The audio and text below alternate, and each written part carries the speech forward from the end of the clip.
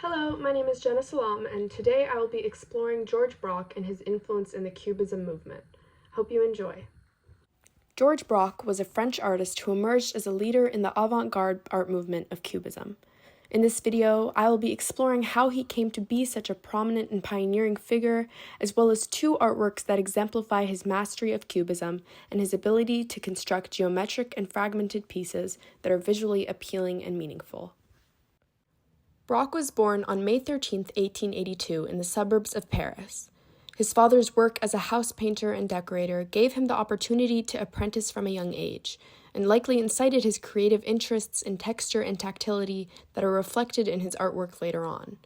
He eventually attended art school, but later remarked himself that, quote, "There was nothing remarkable about my early drawings, and even if there had been, the teacher would have been quite incapable of realizing it." His early works were primarily in the Fauvist style of the early 20th century, characterized by saturated colors and rough brushwork.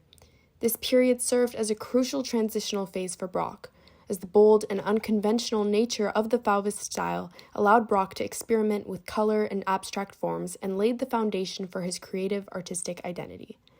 It also allowed him to establish himself as an artist, as his works were successfully exhibited in the Salon d'Independence. His artistic career notably took a significant turn when he befriended Pablo Picasso in 1907. They collaborated closely, both pursuing new ways to represent form and space in their paintings, and together developed Cubism, an art movement that sought to represent things from various perspectives and more meaningfully contextualized subjects. Over time, Braque's work featured more muted colors and emphasized texture, and he himself stated that unlike Picasso, his work was, quote, devoid of iconological commentary, and only concerned with pictorial space and composition.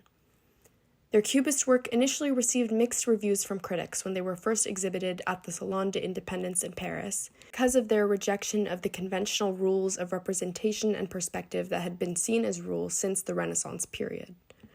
Over time, however, people realized that they had developed a new and innovative perspective that reflected the modern age of the time. Whilst appreciating his variety of Cubist artworks, I was particularly drawn to Violin and Palette, an oil-on-canvas piece that Braque painted in 1908 and thus wanted to give a close analysis of the piece. The violin appears to be broken apart, with pieces of sheet music surrounding it. Due to the intentional and abstract fracturing of the violin, its exact positioning is unclear, but the severely distorted and abstracted violin exemplifies his ability to convey multiple viewpoints in one depiction. Braque once noted that, quote, "When fragmented objects appeared in my paintings around 1909, it was a way for me to get as close as possible to the object that painting allowed." He also does this with the sheet music in the background, using straight lines to form broken shapes that elevate the composition of this piece while not overpowering the prominence of the violin. This artwork features a relatively muted and neutral color palette, which kind of reflects the mundane quality of real-life objects and allows for the technical skill of this piece to stand out. The neutral colors of the violin and sheet music are contrasted by the blue tones that Braque utilized to accentuate the shadow work and bring the violin further to life. The texture of the work is enhanced by his choice of oil paint that allowed him to create a lifelike wooden effect to the violin and make the sheet music imitate that of real life.